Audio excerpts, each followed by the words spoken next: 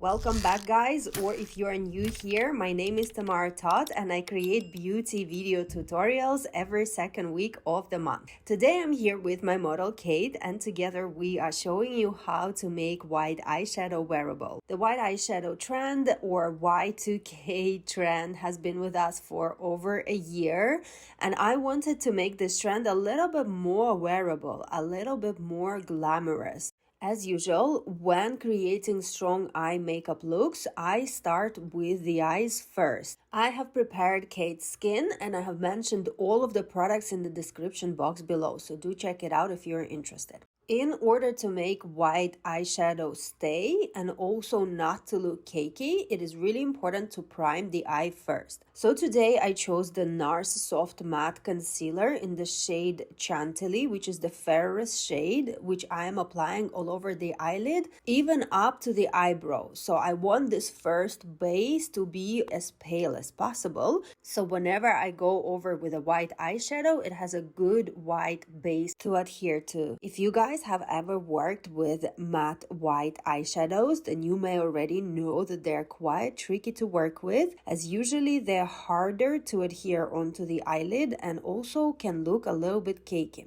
For this reason, it's really important to create a smooth white base underneath and pat the product over on top so it adheres evenly and doesn't look cakey. The white eyeshadow I chose for this look is from the brand Stargazer, and again it is quite tricky to work with. I do find that it's a little bit drying and doesn't want to adhere really well. So if you guys have any suggestions for a really good white eyeshadow, pop them in the comments below. I am on the lookout for a good one. Next, I'm going to define the lash line and create a soft diffusion, kind of a soft smoke. And for this, I'm using Max Factor's Gray Curl, which is fantastic. It's one of my favorite gray liners, which is super soft and smudges really easily.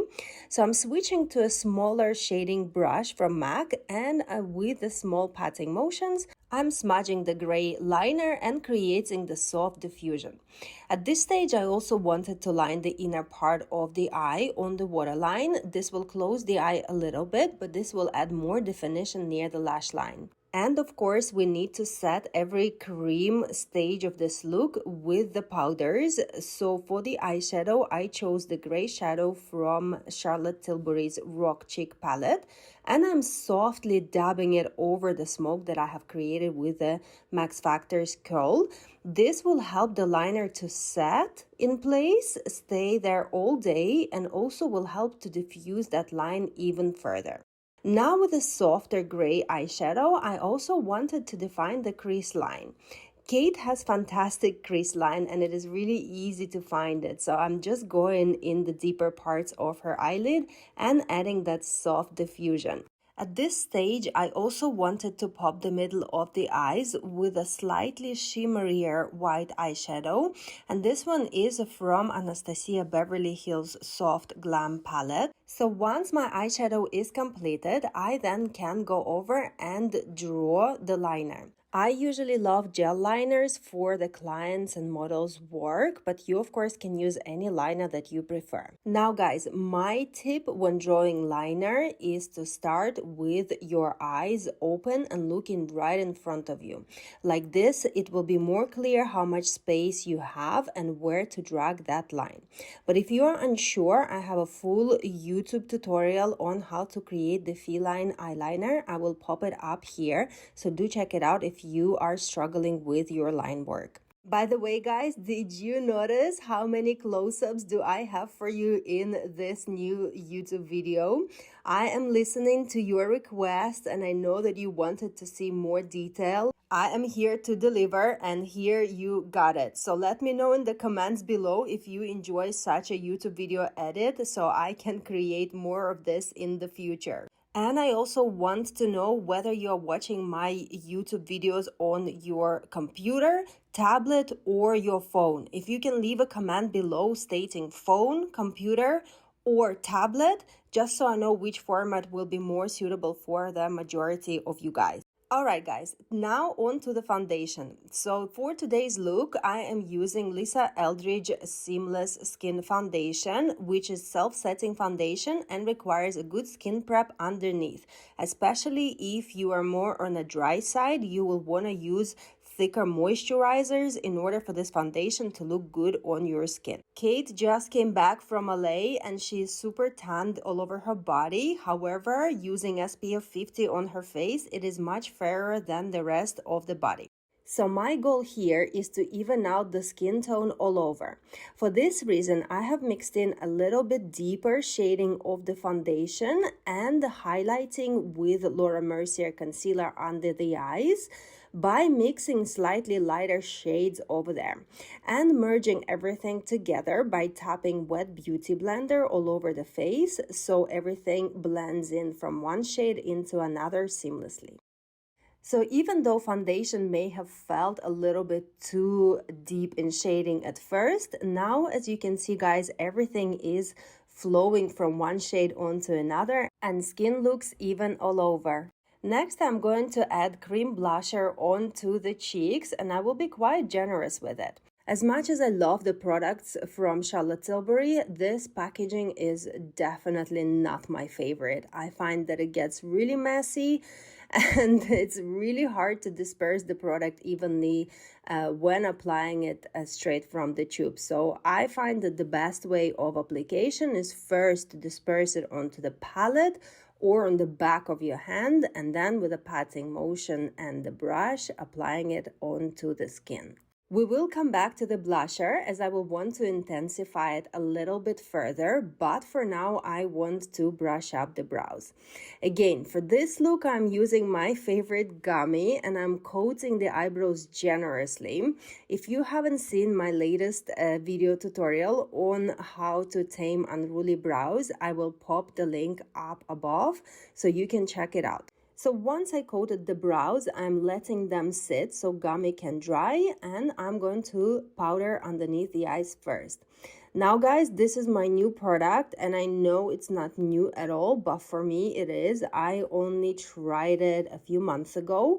And I am absolutely in love with these setting powders from Huda Beauty, which are technically baking powders. But if I'm honest, I just adore using them with a sponge all over the face. They just set foundation and create that super smooth, flawless finish of the skin that stays shine free and also photographs so beautifully. Recently, I'm more drawn to matte looks for some reason, and I don't even know why. Like in fashion, we don't use powder often, but I feel like doing more and more red carpet looks. I'm warming up to that finish. So coming back to the blush, I decided to use the cashmere powder blush from the brand Limbos in the shade Cool Pink to add more contrast on to the warmth of Kate's skin. So as you can see, the color palette we chose is very cold against her warm skin, and I really like how punchy this looks.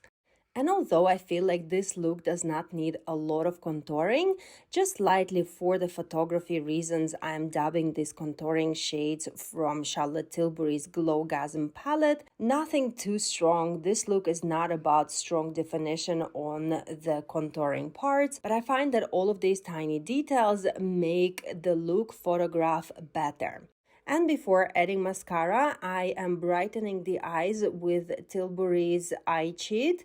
And you can see that this cancels any redness on the waterline and also opens up the eye.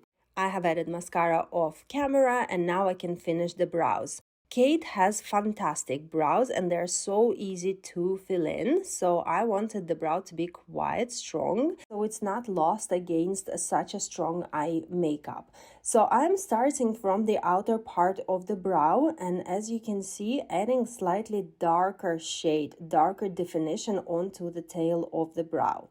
And as I'm moving closer to the inner part, I'm switching to lighter blonde shade just so the brow looks more kind of a 3D. You remember how it used to be popular back in the day to do like a 3 shades of the brow. Did you call it ombre brow? I can't really remember. But anyway, this was the idea, to create the bushy brow with a stronger definition towards the ends. And the finishing touches I'm doing with the deeper shade of the brown and the angled brush, which I find is really easy to kind of create that super defined tail shape. And also need to go over and clean up all of the edges with whatever was left of my white eyeshadow on the flat brush, and this finished off the eye nicely.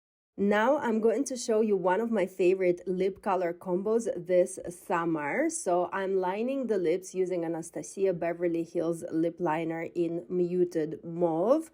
And guys, drum roll, my favorite lipstick this summer. This one is a Runway Royalty from Charlotte Tilbury. I have already finished the whole tub all to myself, which is really unusual for me as I don't normally finish lipsticks at all. But this one, I just can't get enough of this muted shade. And this combo just complements this frosty look so well without drawing too much attention onto the lips. Right guys, now on to the body. Today I'm using my new product from Patrick Ta. This one is All Over Body Glow, which is transparent but really moisturizing, and it smells divine. As it doesn't have any color to it, it will only be good for someone who already has an even skin tone, as it doesn't change the color at all, just overlays the body and makes it look more glowing.